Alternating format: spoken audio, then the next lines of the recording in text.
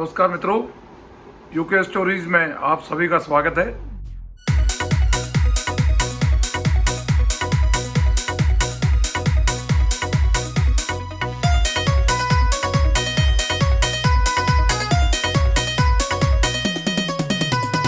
लहर चली रे लहर चली, भाई रवि नेगी जी की लहर चली, लहर चली रे लहर चली। 2020 दिल्ली चुनाव में अचानक से एक नाम सबकी जुबान पर चढ़ गया। वो नाम था रवि नेगी का। मित्रों, मैं रविंदर नेगी हूँ।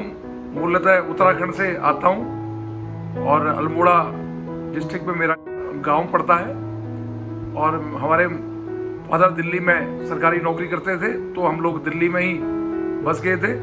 दिल्ली में ही मैंने अपनी शुरुआती स्कूल की पढ़ाई दिल्ली से करी। प्राइमरी स्कूल से मैंने नगर निगम जो स्कूल होता है एमसीटी का, उससे मैंने प्राइमरी की पढ़ाई पूरी करी। सरकारी स्कूल से मैंने 12th पास करी। उसके बाद दिल्ली विश्वविद्यालय से मैंने स्नातक की पढ़ाई पूरी करी।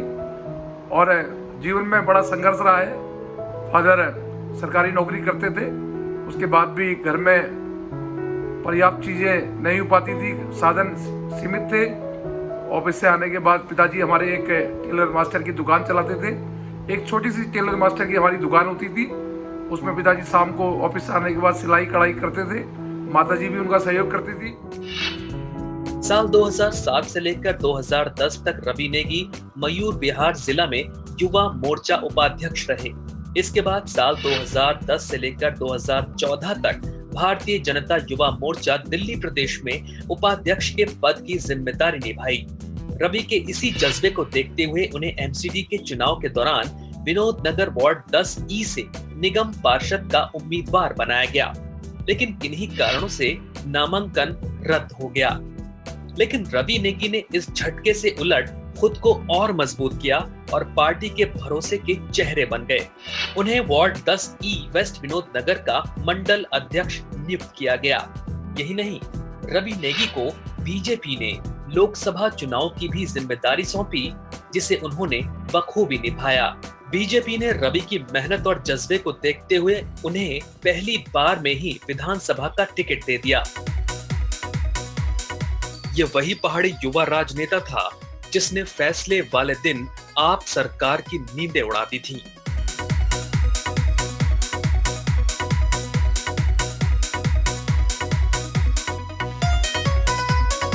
हल्द्वानी निवासी इस युवा नेता रवि नेगी ने दिल्ली के उप मुख्यमंत्री और शिक्षा मंत्री मनीष सिसोदिया का गला सुखा दिया था। नेगी जी की लहर चली, लहर चली रे लहर चली। काउंटिंग शुरू होने से 11वें राउंड तक रवि नेगी केजरीवाल के बाद पार्टी में नंबर 2 की हैसियत रखने वाले सिसोदिया से आगे चल रहे थे। हालांकि मतगणना फाइनल होने पर उन्हें 3000 वोटों से हार का सामना करना पड़ा। दिल्ली के उप मुख्यमंत्री जो दिल्ली के अपने आप को मालिक कहते थे और शिक्षा में जो कहते थे कि हमने शिक्षा मॉडल तैयार किया, उस शिक्षा मॉडल के आगे मुझे लड़ने के लिए पार्टी ने तैयार किया। और ये भारतीय जनता पार्टी में ही संभव है कि एक छोटे से कार्यकर्ता को इतने बड़े आदमी के आगे चुनाव लड़ाना। और संगठन की बदौलत और सभी कार्यकर्ताओं की बदौलत हमने बहुत बढ़िया चुनाव लड़ा। और दिल्ली का उप मुख्यमंत्री को लगभग हमने 12 राउंड तक पीछे रखा और लास्ट के 13-14 राउंड में मैं पीछे रहा और चुनाव में हार गया। पर लोगों ने कहा कि आप हार के भी जीते। पड़पड़गंज जहाँ के काम की बात हो रही थी, वो किसी तरह मनीष सिसोदिया जी 3200 वोट से जीते। हमारा एक साधारण कार्यकर्ता रवि नेगी उसने क्या मतलब काम की तो क्या हालत कर दी उसने। लेकिन इस हार ने भी रवि नेगी की जीत की इबारत लिख दी। रवि नेगी अब बीजेपी जैसी पार्टी के फेवरेट युवा नेताओं की फहरिस्त में सबसे ऊपर पहुंच चुके हैं। आज रवि नेगी को प्रधानमंत्री मोदी का साथ हासिल है और वो आगे की रणनीति के लिए भी जुट चुके हैं। रवि समाज के लिए दिल खोल कर खड़े हैं। उनकी संस्था मातृ रक्षा फाउंडेशन गौ ग्रास सेवा के लिए दिन रात काम करती है। यही वजह है कि पड़पड़गंज विधानसभा क्षेत्र में आए दिन वो लोगों के बीच उनकी समस्याएं सुनते मिल जाएंगे, नालियां साफ करते मिल जाएंगे। कोरोना जैसी बीमारी के दौरान रवि ने अपने क्षेत्र और बाहरी इलाकों में भी किसी को भूखा नहीं सोने दिया। कोरोना काल इतना भयंकर कोरोना काल था जब पूरा देश लॉकडाउन में जूझ रहा था और पूरे देश में हाहाकार था। दिल्ली में भी पचपड़गंज विधानसभा के अंतर्गत भी हाहाकार मचा हुआ था। यहाँ पे जो बस्तियों में जो लोग रहते थे, भूखे प्यासे थे, उनके काम धंधे बंद हो गए थे। हमने गौतम गंभीर फाउंडेशन द्वारा उन लोगों को राशन दिया, उन लोगों को पका हुआ राशन दिया, उन लोगों को हमने सारी बुनियादी चीजें दी और लगातार 100 दिन तक हम झुग्गियों, बस्तियों में, कॉलोनियों में हमने सैनिटाइजर दिया, मास्क दिया, हर चीज हमने कोशिश करी कि लोगों को मिले।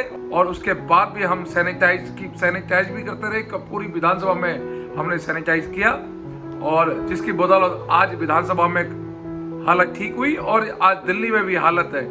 माननीय अमित शाह जी के नेतृत्व में 15 जून के बाद कोरोना की हालत सुधरी। तो आपने हमारे झुग्गी के लोगों के लिए आपने जो सहायता किया है राशन के लिए और सैनिटाइजर के लिए और मास्क भी दिया आपने, इसके बहुत बहुत धन्यवाद।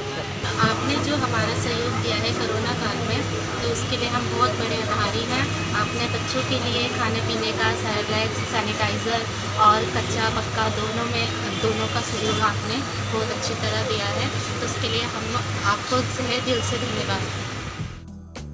हमेशा सेवा भाव से ओतप्रोत रहने वाले रवि बच्चों से लेकर बुजुर्गों के दिलों तक अपनी छाप छोड़ चुके हैं। एक नेता के तौर पर रवि वो जनाधार हासिल कर चुके हैं जिसकी राजनीति में हर किसी को दरकार होती है, और ये जनाधार रवि ने अपनी मेहनत से कमाया है। रवि अब पचपड़गंज विधानसभा क्षेत्र के चर्चित चेहरे नहीं रह गए, वो भारतीय जनता पार्टी के पसंदीदा युवा चेहरों में से एक हैं। इतना सब कुछ हासिल करने के बाद भी रवि बेहद सौम्य और सरल व्यक्तित्व रखते हैं। उनकी इसी सफलता के पीछे उनकी अथाह मेहनत और लोगों का विश्वास है। रवि की मेहनत ये भरोसा दिलाती है कि वो दिल्ली ही नहीं बल्कि देश की राजनीति में भी अपना सिक्का जरूर जमाएंगे और अपने पहाड़ का नाम रोशन जरूर करेंगे। मैं आपसे निवेदन भी करता हूँ, यूको स्टोरीज को आप लाइक करें, सब्सक्राइब करें। धन्यवाद। जय हिंद, जय भारत।